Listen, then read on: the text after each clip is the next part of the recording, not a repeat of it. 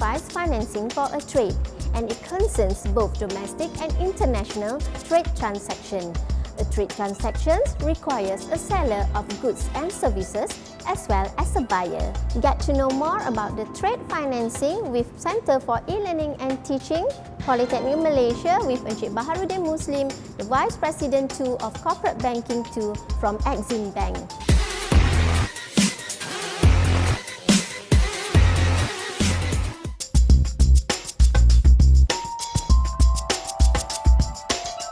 Assalamualaikum.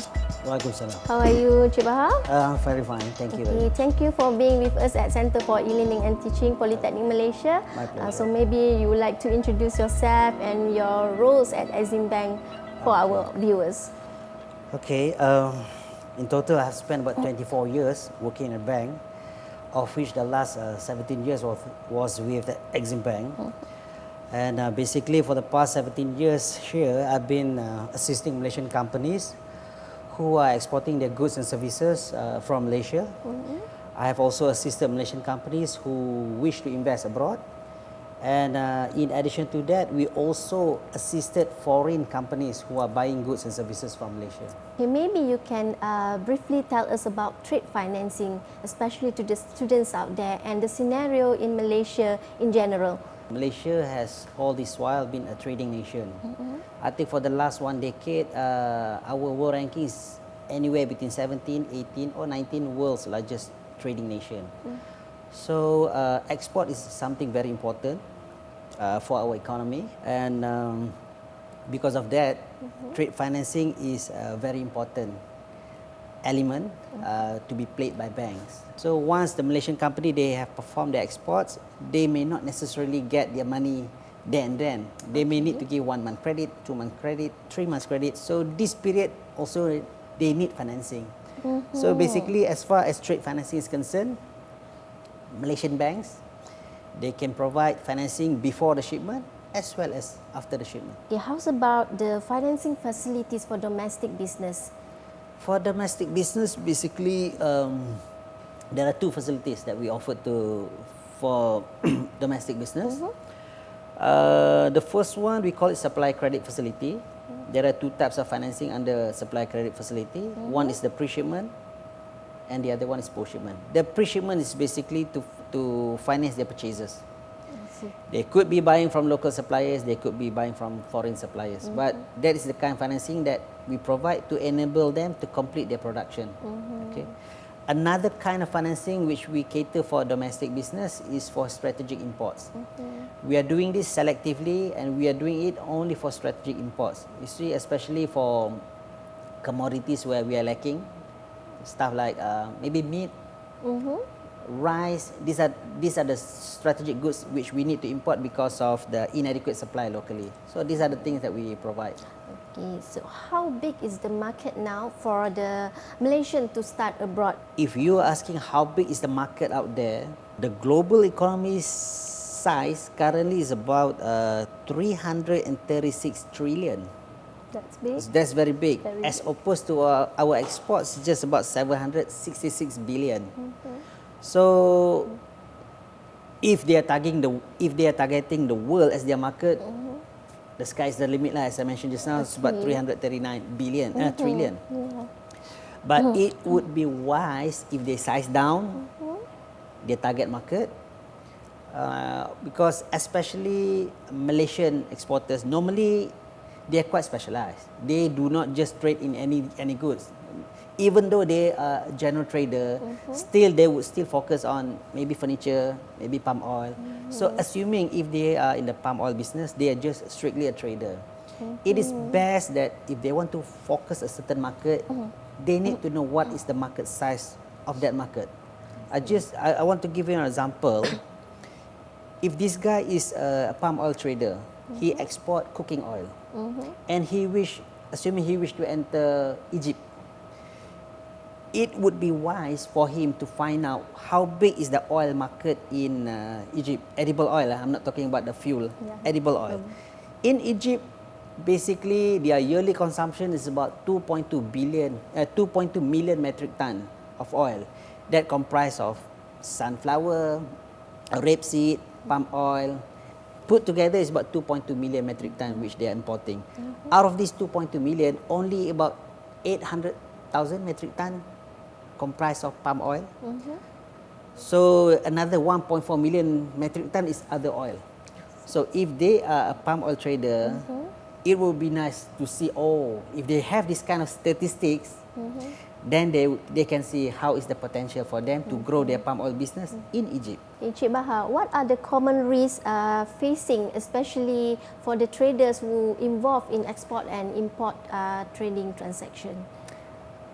Well, there are many risks actually. The moment they want to do international trade, there are many risks. One of it, and the most scariest part to Malaysian exporter, is the fact that they may not get paid for whatever that they export.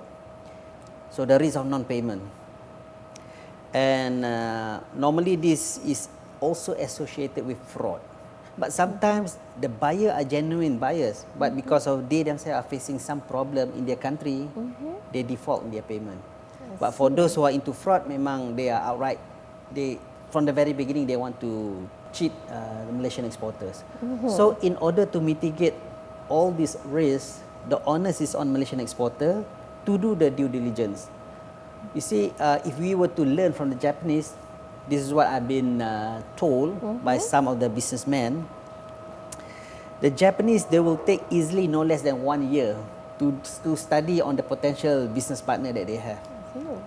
Because they want to develop trust. So similarly, if Malaysian were to apply the same, I would say that it's something good, because the moment you export, sometimes it involves millions. And if you fail to get your payment for that one or 2 million worth of exports, it can mean that's the end of story for you, especially for small companies. For big companies, maybe 1 million, 2 million loss means nothing to them. But for the SMEs especially, one mistake can be quite fatal to their business. So the onus is on them to go and do the due diligence. There are many ways to do due diligence. We also provide that kind of service to help Malaysian exporter to check on the overseas buyer. Moving on, what can Exim Bank help the young people for them to be able to join the community in this industry, specifically in this trading business? Well, most banks, they would have their own management training program. Similarly, at Exim Bank, we also have such a program. And normally, within a period of 6 months, we will evaluate and we assess. So, some of the roles and responsibilities of the officials in assisting the traders to ensure that they can actually provide an efficient service. I think there are two types of exporters. One, they're established exporters. The other one maybe would be or just export ready companies, but they're not yet exporting. If they were to approach a bank, I think the responsibilities of these bankers is basically to enlighten them and educate them what kind of the challenges that they may face. You see, for our case, if somebody comes to me and say that they want to set up a company in Indonesia, the first thing that I will be asking them is why would they want to invest in Indonesia? They must give an answer with business sense. They cannot just give an answer without a real substance to it. For me, the kind of answer that I would want to hear if somebody wants to invest, say in Indonesia, is something like this. Maybe they are already exporting to Indonesia, and the reason why they want to invest in Indonesia because they want to be closer to the market. Maybe they are sourcing things from Indonesia, and the reason why they want to invest in Indonesia is because they want to be closer to the supplier. The reason to must be justified. Okay, last but not least, maybe some motivation or tips and advice to the students out there who wants to be in this industry. So what are the attitudes that they should have? What are the things that they need to enhance themselves so that they can be a good banker? Being a credit person can be something that they should seriously consider. Not only doing credit credit means doing loan evaluation and processing. International trade is another area which they should try to get involved with. Overseas contract and overseas project financing is also another area which they should give themselves a try, because these are the things not only can help them to grow in outside bank, but this experience also will enable them to even work abroad.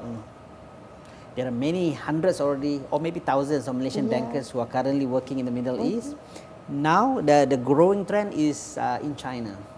They are forming another big multilateral bank, something like the World Bank and Asian Development Bank. They are currently creating another bank. They call it AIIB, which requires this kind of skill: trade financing, overseas contract, and overseas project financing. So by working in an environment like this, they can become a real global banker. We have received tons of information and knowledge about trade financing. So thank you so much, Encik Baharudin, My pleasure. for sharing an information and giving as much as tips as possible to us. And I would like to thank you again for being with us here at Center for E-Learning and Teaching, Polytechnic Malaysia. Okay, my pleasure. On behalf of Exim Bank, we also would like to extend our appreciation to Polytechnic for showing your interest in this subject matter. Of course, we do not yet have any candidate from Polytechnic as our employee. Maybe inshallah in time to come, with this kind of interest, inshallah if there are good candidates, we will seriously consider to get them on board with our current crew member. Yeah, that's good news for Polytechnic Malaysia. Thank you so much. Thank you again. Banks are significant facilitators of growth in all economies. And as a result, they are generally at the forefront of the economic innovation. This makes for a very inspiring and challenging environment to work in. So all the best to the students out there from the Industrial Guidance video by Center for E-Learning and Teaching, Polytechnic Malaysia. Till see you again. Goodbye.